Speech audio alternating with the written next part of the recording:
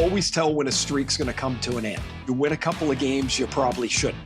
There are teams out there that could use that quality of playoff goaltending. All right, Ray, you ready to do this? Yep, let's go.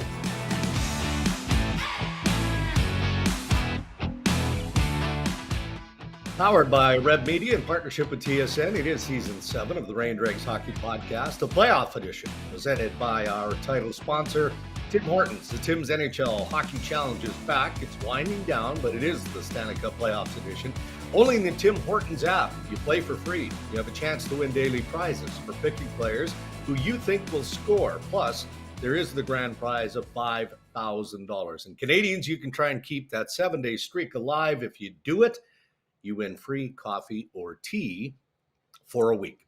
So I'm still in Kelowna, Ray. I'm heading back to Toronto, getting ready for Game 5 of that Eastern Conference Final, the Montreal Canadiens and the Carolina Hurricanes. So the playoffs are set here for the Memorial Cup in Kelowna. You've got Everett taking on Chicoutimi Friday night. That's the semifinal. The Kitchener Rangers, man, what a team that is. The OHL champions. They get the bye to Sunday's finals. So the winner of Chicoutimi and Everett will play the Kitchener Rangers. And I don't know if you caught any of the coverage of last night's game, Kelowna and Everett, but Gavin McKenna made a stop in Kelowna, as often the top prospects will do during the Memorial Cup, and spent some time on set with Laura Dykin, Jeff O'Neill, and Craig Button. And now it's all over social media because Jeff O'Neill thinks he's got a great idea.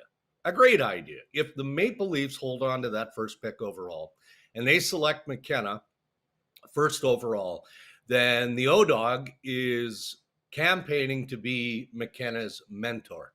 You know, McKenna can stay with him.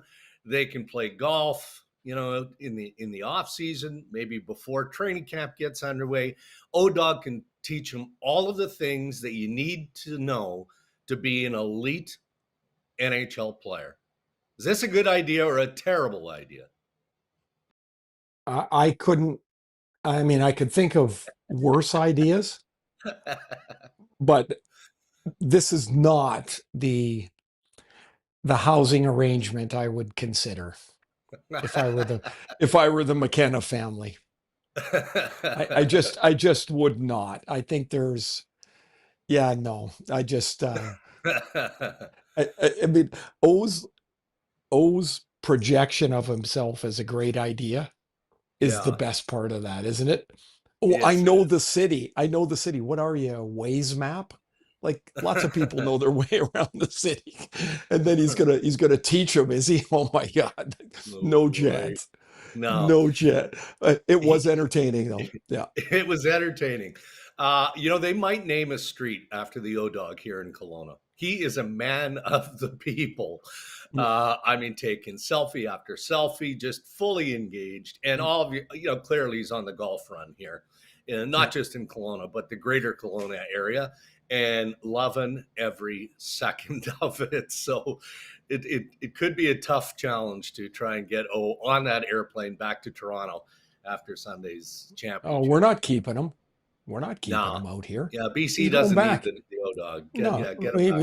Send him back east there, Speaking of planes, you haven't quite figured out what your Stanley Cup travel is going to be. You know that you'll be spending time in Vegas, but it's still somewhat. We'll get to the Eastern Conference. We'll get to, Vegas getting past Colorado as part of our headlines momentarily. But I'm guessing as you peruse the possibilities, Carolina, be it Raleigh to Vegas, it sounds like it should be an easy trip. You just book that flight, poof, direct, and you're there. It's not that easy, is it?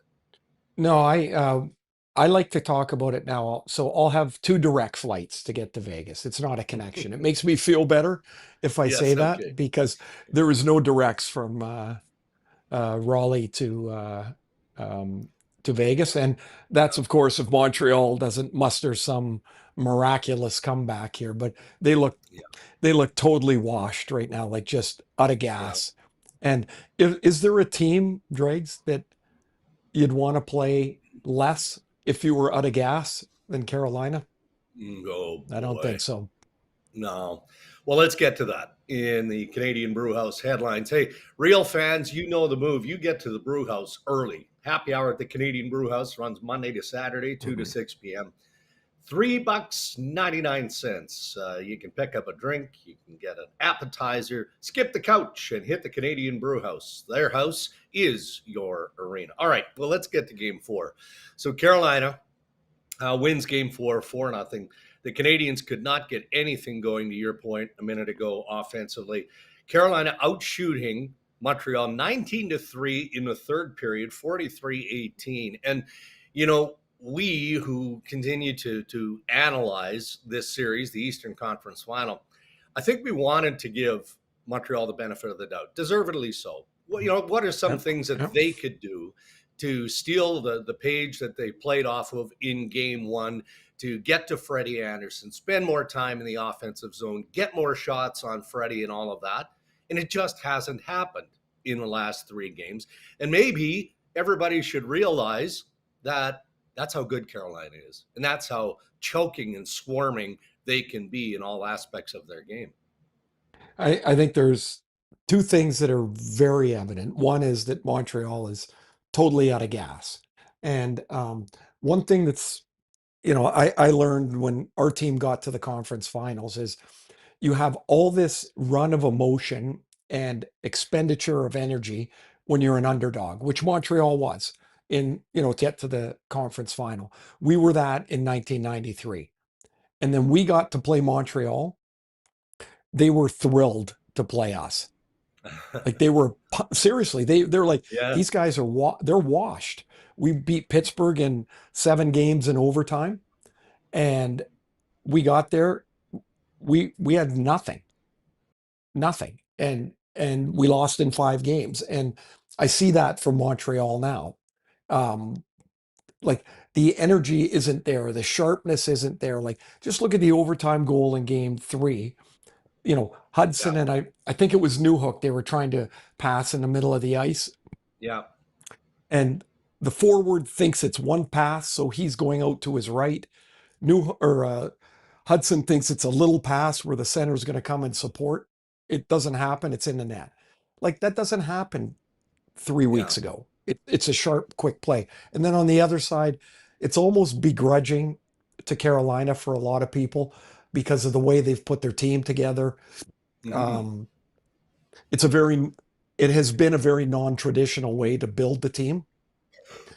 But one thing, there's a couple things there. I look at them and I'm like, man, you have to admire the way they've stayed consistent to what they believe is the right model to win. And that they are able to go out and find players that fit that system that might not be so great elsewhere. And they've done a masterful job. Now, the other part to it, same coach for 8 years, same coaching staff for most of that time. The management tree has stayed really consistent. Yeah. And so there's a consistency of vision in what they're trying to do. And it's taken them a long time, but it would be stunning if they can't get over the finish line now. Yeah. Talk about, and we're not writing the Canadiens off entirely. We know that they could, of course, muster a win on the road in Game 5 on Friday. It does feel like a long shot, just given the data that is in front of us. But I'm thinking the experience is being earned here by Lane Hudson, by Cole Caulfield, Nick Suzuki, Slavkovsky, the younger, the nucleus, the young developing nucleus of the Canadiens. Because, Hudson, what has he been hit in this series? 21 times, I think. In this series alone by the Carolina Hurricanes, he has 1 goal. Cole Caulfield has 6 shots on net, 1 goal in 4 games. So it's probably less about them, more again about Carolina establishing their game, targeting those top players for Montreal. But that's the type of experience that makes you better, doesn't it? For next year, the year after, 5 years down the road. It does, it should. But I think one other thing to this, Carolina's just a better team. Looks at this point. Like at this point, Carolina's a better team. Doesn't mean in 2 years they're going to be, but today they are. And so just throw some flowers Carolina's way for their consistency of their development. But Montreal's doing the same thing. at the trade deadline, they could have traded Hayes, the kid from Michigan. They could have Michael traded Hayes, him yeah, in a Robert Thomas package, for but sure. they decide that their real window is further down the road. It's not today. Now, maybe if the window was changed, they would have made that deal, but not for today. Yeah. And so they Yeah. keep their prospects, they keep their picks. They know they need another centerman. Of course they do. Like, Right. here's a guy you didn't mention. Oliver Kapanen had a terrific year as a 20 Yeah. whatever he is, 21-year-old rookie, had 21 goals. And when I saw him in the Buffalo series, I'm like, oh my God, he looks like a 20-year-old. Like, he Yeah. looks young. But in another year, he adds a few more pounds. He's got some experience. This is Hmm. nothing but positive, and I don't think anybody looks at it that any other way. This is, yeah, it's disappointing. Sure, it sucks, but this is an overwhelming success for the Yeah. Canadiens to get to this point this year. Overwhelming. From Mm. Dobish to the growth of some of their young defensemen. Yeah. The forwards, the core group of players all took a step forward. 50 goals for Caulfield, 100 points for Suzuki, 30 goals for Slafkovsky. Man, it's coming. Yeah. And now they in the off season, when it starts, then it's time for Jeff Gorton and Kent Hughes to augment these young guys. I mean, then it becomes their job. All right, we'll get to the West momentarily here, but do you have an explanation for road team success in this Eastern Conference final? I mean, the Canadiens have now, well, they lost 4 straight at the Bell Center, which is a first in Montreal Yeah. Canadiens Yeah. franchise history. It's mind-boggling. I mean, watching parts of that game, especially in the third, and that building, Ray, you've been in there so many times. It's hard to come up with the words to describe what you feel, even as a broadcaster Yeah. in the Bell Center when it's buzzing. And it was tomb-like at times in Yeah. that third period. How do we explain the road dominance? I think this goes back quite some time. I've felt this way for a while, but it's never really been this pronounced in like it is in the playoffs. But what I would say is it's never been easier to play on the road than it is now. Than it used, like when we would go in, we get some Interesting.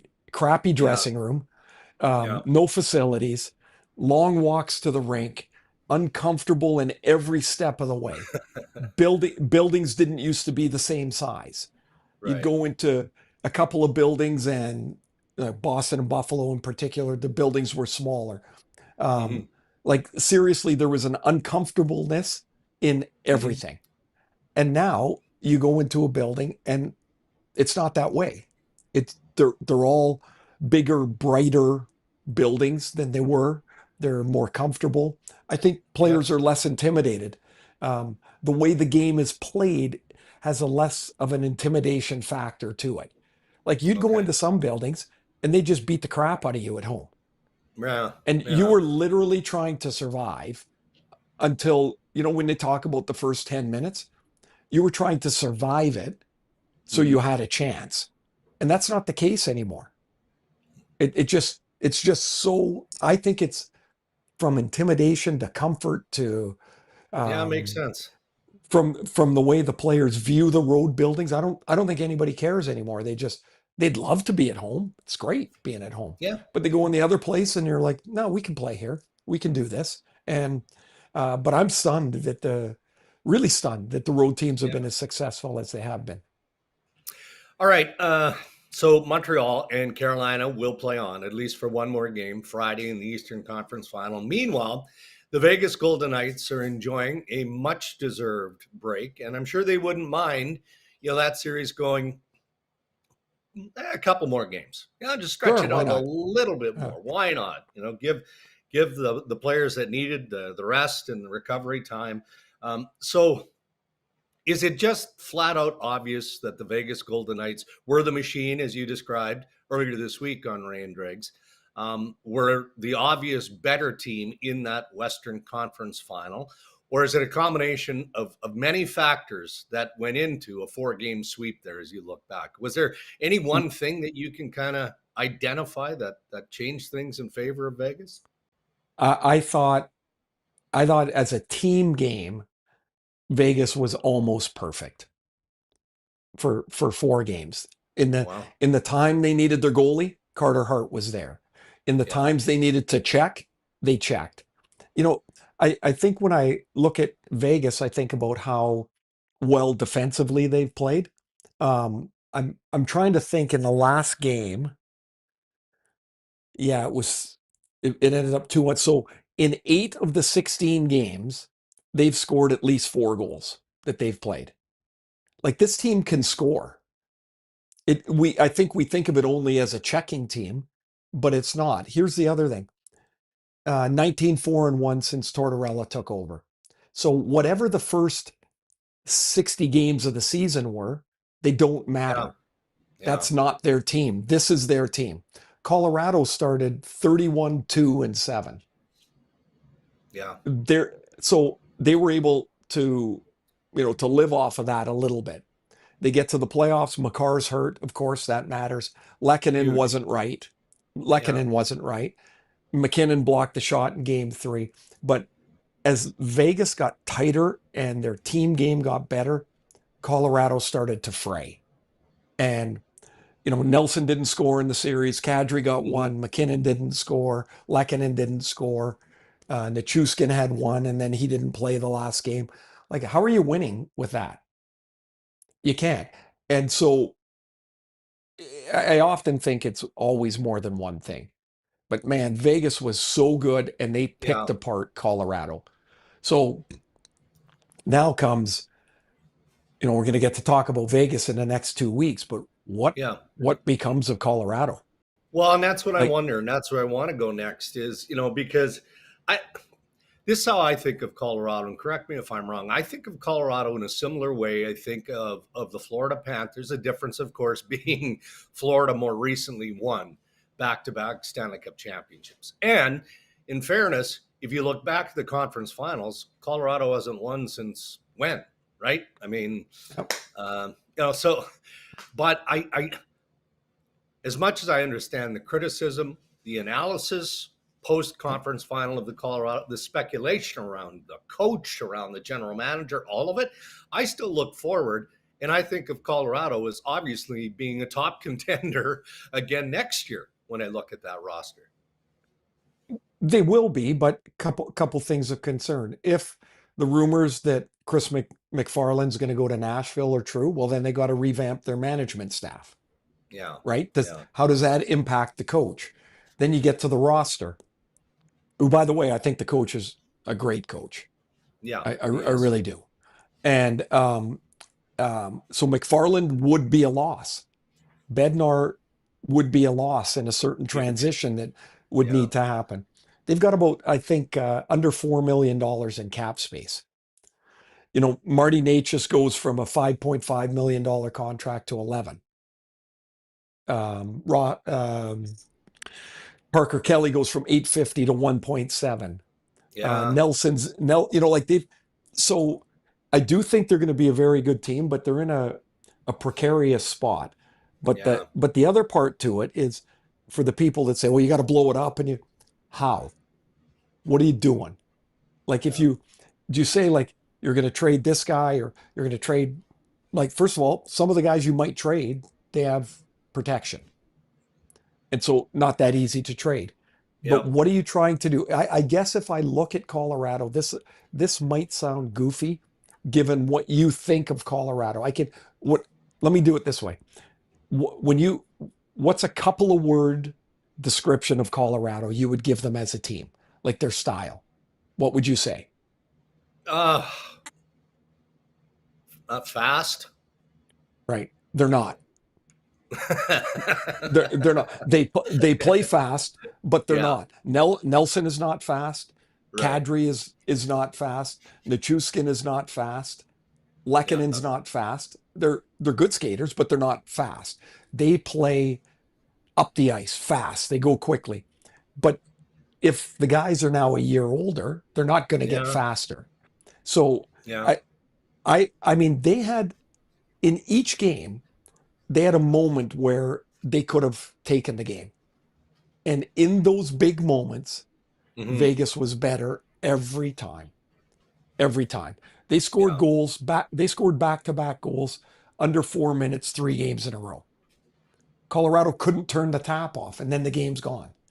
Yeah. So I think that what they might need to address is, can they find a way to be a little quicker and more aggressive? But do you throw it all away on 4 games? Yeah. Or do you say the team we played was at the peak of their effectiveness, and all season long, we scored the most goals and gave up the fewest? Yeah. Like, to me, I think you Yeah. lean to that and go, how can I tweak this group that's still got it, but how do we make it better? Because clearly we ran into a buzzsaw here. How big, just to drill down a little bit more on Jared Bednar, you know, as any coach knows in the National Hockey League, you have to be able, well, you're multifaceted. I mean, the hockey knowledge, the tactical stuff, I mean, that's inherent. That's just part of what makes you a qualified NHL head coach. But I think a key quality too is juggling personality. And automatically when I think of that, I think of, okay, Jared Bednar has had great success with Nathan MacKinnon, and I'm not sure, you've had a front row seat there, right? You know, we've all seen the blowups on the bench. There's just runs of them, memes of them on social media. But that shouldn't be overlooked, should it? That relationship between a superstar, Nate MacKinnon, and how Jared Bednar has been able to both manage that and at times, when healthy, get the absolute best out of MacKinnon for the Avalanche. There is nobody that thinks that I've talked to that Nate MacKinnon's an easy guy. Yeah. Like, he burns hot, and as hard as he's worked to keep it, under wraps, when things are wonky as they got in this series, like, you feel it simmering out of him. And I'm just standing there in a suit. I'm not sitting next to him on the bench, where I'm telling you, you can feel that stuff. So I think Bednar does an amazing job, and I think MacKinnon, from my viewing and what I hear, respects him a great deal. I think they have an excellent dynamic, and it is not easy coaching somebody like that. I don't know if you saw The Last Dance, the Bulls footage. Yeah. Do you think it was easy coaching Michael Jordan? Oh, no chance. And trying to get everybody else to work in around this mega star with an enormous impact, not just on the team, but the whole organization. That's what MacKinnon has. Jordan's in a world of his own as a player, but MacKinnon's in the top 5 or 7 players in the league. Yeah. His impact, put it this way, he can't walk into a team meeting and not every player know where he is. He just walks in, everybody's like, oh, Nate's over there.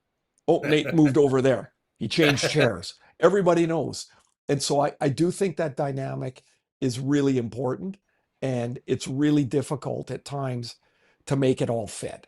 And when he's not going, it's just like if McDavid's not going, their impact through the roster is really great. Again, I'm not in the locker room, so I don't know this, but just from observing, 2 guys' personalities that are really similar in the way, like this simmering intensity, is Draisaitl and MacKinnon. Like when Leon's wearing it going back to the bench, everybody knows it. Everybody does. He doesn't even have to say anything.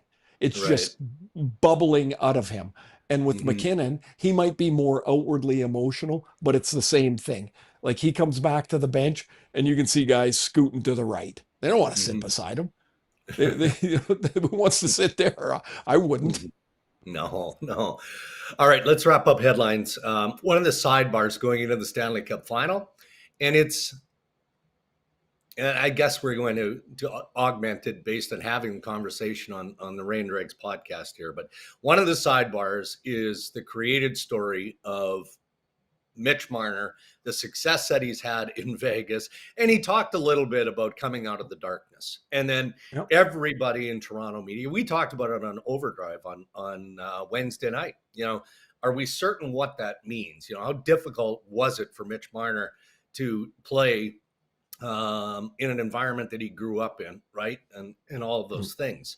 What do you make of all of that? Is it just because, he left Toronto in the circumstance that he left Toronto? He made a career decision, as every player, has the opportunity to make. And there were some tough times for Marner and others, I would say, for the Toronto Maple Leafs. But it's almost like part of the country is just sour that this kid is playing as well as he's played, and a key component to why the Vegas Stanley Cup final.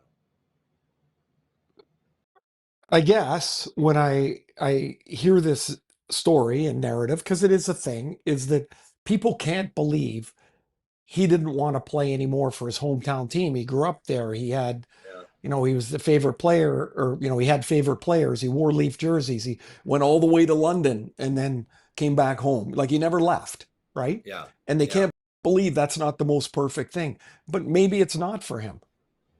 Maybe it ran its course. Maybe it's like too much. And anybody else can say, oh, I would have loved it. Maybe you wouldn't.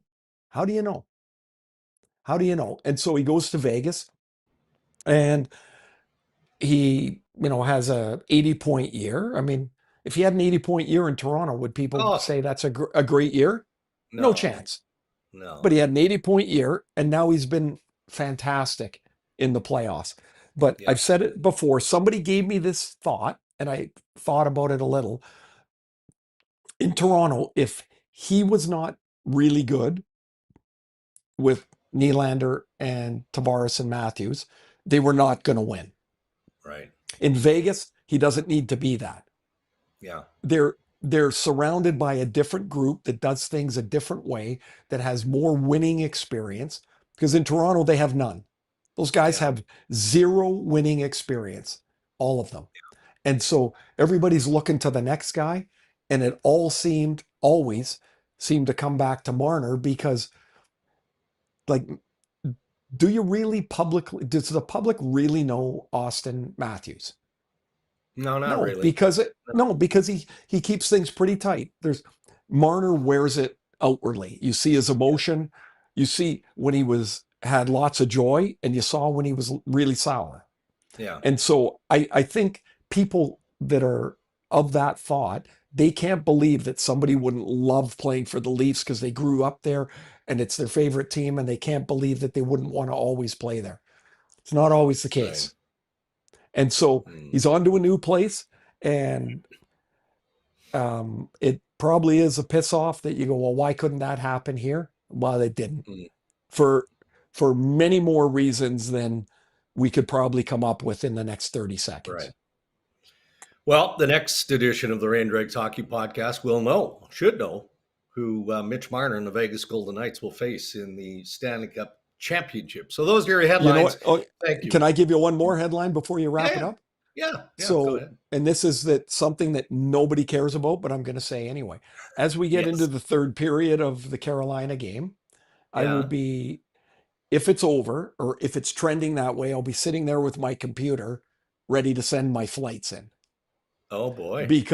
But if Montreal's ahead, I got to close the laptop. But you got to be prepared, because it's not, and this is it. This is the truth.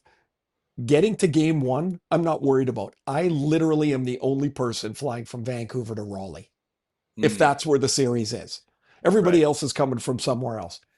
It's after game two, getting to Vegas. That's the one you got to be sharp on. I get it.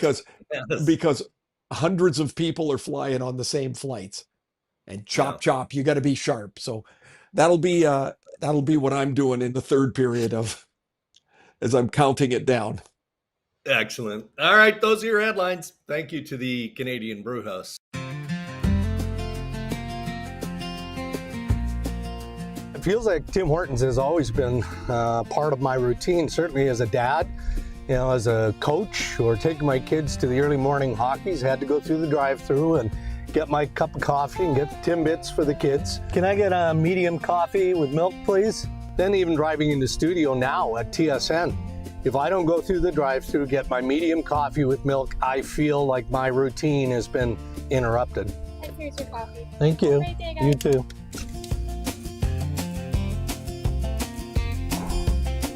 Only way to start a day.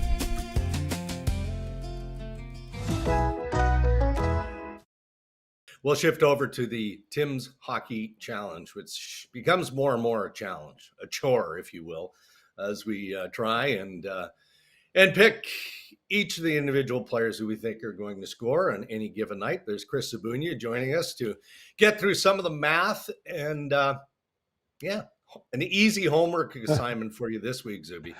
Yeah, Zuby's kids did the math. Yeah. No problem. They zipped that through. No problem. No. Can you add one to that, son? Can you add one? Okay. Hey, well, this was a pillow fight, right? But it's not anymore. Dregs has made this very interesting here, and my insurmountable lead is no longer that. I got one. No, I haven't got one since the last show, so I'm still at 8. Dregs has 2, courtesy Mark Stone and Jordan Stahl. Good, really good pick. The Stone one actually, but I'm like, boy, how did I miss that one? That seemed like you know what, Zuby, I was so, I'm not even kidding. I was so sure that I picked Stone that when he scored, it went to commercial. I checked on my phone and I'm like, I didn't pick him. Like I thought I had one because I always, as you guys know, I text into the chat, one for me. Yeah. And so I was so sure I was just about ready. And I'm like, I didn't pick him. How the hell did that happen? Good thing you Terrible checked. Choice. Good thing you checked before you said that would be a real faux pas to send the victory lap text in the group before you even checked. So Ray did get one. You had one earlier in the week from Taylor Hall. Yep. So we got 8, 7, 6 right now. It's me, Dregs, Ray. And, it's all within reach. You didn't finish off though. Isn't there 4 people playing? There is. This Shogger's given himself a new nickname here. I think the way he spelled it in the chat, Ofer, Oafer. Wow. Earlier in the week, he is an oaf. I actually think he forgets to participate, and rather than acknowledge because it's a sponsored item, he just takes it between the eyes. I think he's forgetting to play. That's what I think is going on. You can't be that inept. You can't. It's not that hard. Like, I mean, every once in a while, the blind squirrel finds the nut. You know, come on. Like, what are we doing here? He has to choose. Am I forgetful or inept? Lousy or lousy? Hey, by the way, Zuby, well, we got you on. This is, again, we're all happily employed to some degree by Rev Media. Yes. So this is kind of a board meeting, a public board meeting, if you will. Okay. And I want to lodge what I think is a grievance, but I'm not so sure. So I'll lean on you guys for additional support. Okay. We haven't heard from Ryan Rashog in this edition of the Ray and Dregs Hockey Podcast. Huh? He's golfing. Ditched us to play golf. Is there no other tee times? No other tee times available? I don't know. Is it just sour grapes, jealousy on my part, or is this something that maybe offline we have to discuss? He's lurking from the course, but I don't know that he's. Let's see. He's going to chime in here. Oh my goodness! Look at this. Oh wait! I've been listening the whole time. Okay. And my round, I was just teeing off on a par 3. My round been going great. You guys got chirping me, and I just duck hooked one basically onto the chipping green. So thanks, guys. Thanks. Well, looks like a nice day though, Shogger. Yeah, really good. Beautiful. So we got to grab. So you're playing well. What are you 6 over after 3? Good day so far. I'm on 5 right now. I'm 2 over. Oh, that's a good start. You'll screw that up. No problem. I absolutely will screw it up. I absolutely will screw it up. All right, buddy. Well, we'll let you get back at it. Yeah. Much deserved day off. consider your complaint registered with HR. She's over there. She's over there. There's Randine over there. There's HR. That's outstanding. All right, buddy. It up straight. Have a great day, guys. See you guys. That's excellent. That is I didn't even know that was going to happen. That felt like, I knew what was coming there. I honestly did not know that he was listing in. He just sent me a text and he goes, "Do you think it's okay if I play golf? I probably won't be able to come on the pod." And I'm like, "Yeah, I don't think it's going to matter. Ray and I are going to do a quick 35, 40 minutes and we'll be on the way." Yep. So there it is. All righty. I got to go take Reese to school. I'm back home, okay, buddy. So doing that thing. And so we'll see about, maybe next show we'll have the final set. And Montreal goes into Carolina, tries to stay alive. And if they don't, the finals will start June 2nd in Raleigh. Correct. And so the finals will start in the East anyway. But if it's 5 games, it's June 4th. Or 5 games, it's June 2nd. 6 or 7, it's June 4th. We'll be ready. We'll be ready. So will Awesome. you. Safe travels. Have a great weekend. Thanks. You two heading back home and have a good flight back. And we'll have talk to everybody after the weekend. Have a great weekend, everybody. Thanks for listening. Yes, and thank you to our sponsors, Ray, who continue to support us here on the Rain Dregs Hockey Podcast. Tim Hortons, our title sponsor. Thank you. And thank you to the Canadian Brew House. Until next time, stay safe, everybody.